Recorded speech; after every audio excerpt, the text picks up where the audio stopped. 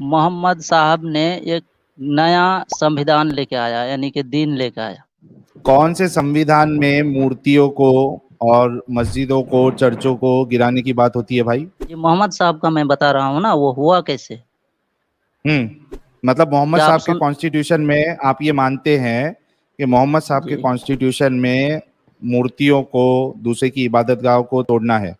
वो जो मूर्ति तोड़ना बता रहे हैं वो मोहम्मद साहब के खानदान वालों के ही मूर्ति थे, कहीं अलग से नहीं थे, अलग लोगों के नहीं थे। ठीक है, मतलब मेरे खानदान में अगर कोई हिंदू है, ठीक है, वो मूर्ति पूजा करते हैं, तो मैं अपने खानदान वालों के घर पे जाके, जैसे कि मिसाल के तौर पे कोई फंक्शन आता है जहाँ पे वो देवी बिठाई जाती है, और गणेश चतुर्थी में जो अभी आने वाला है वो गणेश की मूर्ति बिठाई जाती है 10 दिन के लिए, मेरे खानदान में है समझो, तो मेरे को जी, हक मिलता है कि मैं जाके तोड़ूं उसको? इस तरह से नहीं, आप जिस तरह शॉर्टकट ले रहे हैं इस तरह से नहीं हुआ है, और इस अच्छा, तरह से लॉन्ग कट तोड़ना कैसा भी होना नहीं चाहिए? चाहिए। लॉन्ग कट ये होना चाहिए, उसका हाँ, एक लॉन्ग कट प्रोसेस कैसे है। होना चाहिए? कैसा लॉन्ग कट प्रोसेस? ये होना चाहिए, अगर हम्म, आपको वो ऐसे ही छोड़ देते हैं, मान लीजिए कि आप मूर्ति पूजा करते थे या उस हाँ, खानदान में थे नहीं करते थे, अब हम्म, आप मूर्ति पूजा छोड़ दिए, ओके, आप फिर? किसी दूसरे धर्म में चले गए, तो आपको अगर वो परेशान नहीं किए, आपको हम्म, आजाद छोड़ दिए, तो आपको भी उसको परेशान नहीं करना है, उसका मूर्ति को अच्छा, और नहीं अगर वो तोड़ना लोग है। परेशान करते हैं मुझे, वो लोग कहते हैं कि तुमने क्यों क्यों ईमान लाया, तुमको मुसलमान नहीं होना चाहिए, अगर ऐसा हाँ, करते तो हैं तो मैं जाके गणेश गणेश की मूर्ति या फिर जो भी वो मूर्ति पूजा करते हैं उसको, फिर मैं, मेरे को हक मिल जाता है कि मैं तोड़ दूं? वही लोग तो आपको हक दे दिया, आपको तो आजाद नहीं तोड़ने का? छोड़ा, तो हाँ, तो वही तो हक वही वही लोगों ने दिया आपको, जब मजबूर किया तो आप मजबूरी में तो उसको करेंगे कि नहीं। अरे भाई, ऐसा हुआ है।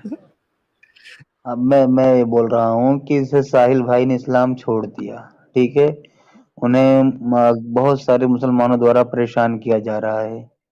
तो अब क्या ये ठीक रहेगा कि पहले तो साहिल भाई कुछ को तोड़ दें पकड़ के, या फिर पूरा ग्रुप लेके, और उसके बाद कुरान को भी जला दें, तो ये दुरुस्त रहेगा?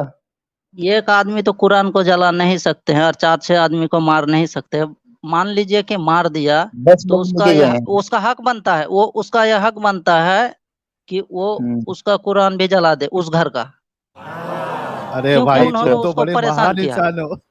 इतना ईमानदार नहीं इंसान सारा ईमान कबूल उसका करने जा कुरान रहा जला है। दे।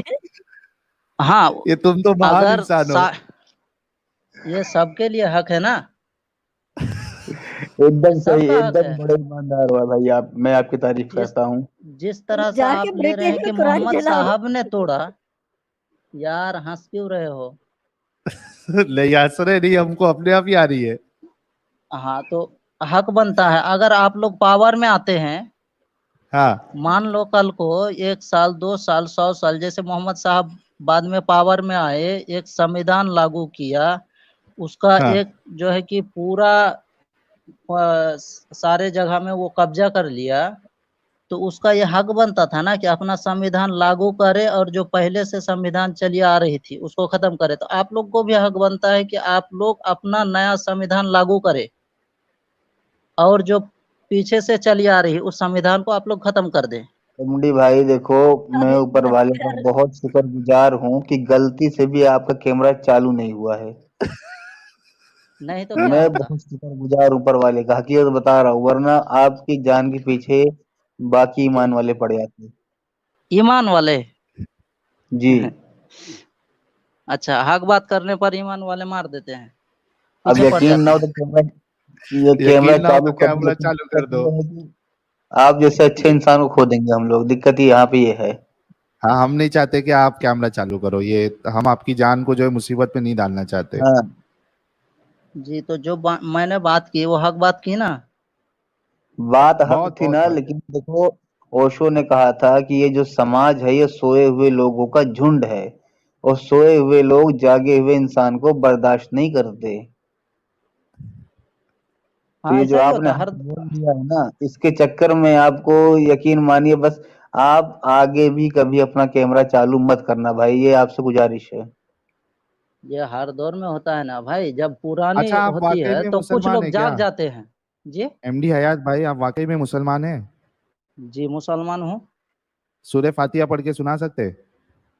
जी बिस्मिल्लाहिर्रहमानिर्रहीम अल्हम्दुलिल्लाहि रब्बिल आलमीन अर्रहमानिर रहीम मालिकि यौमिद्दीन इय्याका नअबुदु व इय्याका नस्तईन इहदिनस सिरातल मुस्तकीम सिरातल लज़ीना अनअमता अलैहिम गैरिल मग़दूबि अलैहिम वलद्दॉल्लीन आमीन। चलो मैं एक बात इस्लाम को मानता हूँ, जो हक है वही बताया, क्योंकि इस्लाम में भी वही फॉलो किया जाता है जो मैं 1 मिनट और कुछ बता सकता हूँ इस्लाम के हक में। हाँ हाँ बताइए बताइए बताइए। इस्लाम के हक में देखिए नहीं बता रहे आप, इस्लाम के अगेंस्ट जी, बताइए हाँ आप हो बताइए। सकता है, ये होता है, ऐसा होता है, इस्लाम के हम्म हक में होता है, लेकिन लोगों को लगता है कि ये इस्लाम के हक में नहीं है, क्योंकि हम्म ये सच्चाई है, सच्चाई हमेशा कड़वा होती है। कुरान जलाने को भी इस्लाम के हक में बोल रहा है। जी, कुरान को जलाने से क्या होता है? आप नहीं जानते हैं, हिस्ट्री नहीं पढ़े हैं क्या? उस्मान गनी को जानते हैं आप? हिस्ट्री में इस्लाम में एक बड़ी हाँ खलीफा हाँ, है, उनके जमाने तीसरा में नंबर कई वाला। एक, हाँ कई एक कुरान बनाया गया था, लिखा गया था। हम्म। उस जमाने में सबको जला के एक ही कुरान रखा गया, जो अभी हम लोग जो पढ़ते हैं जिस हिसाब से, उसको रखा गया। बाकी सबका तरतीब कुछ अलग था, तो उसको जला दिया गया। तो क्या उसको क्या करना था?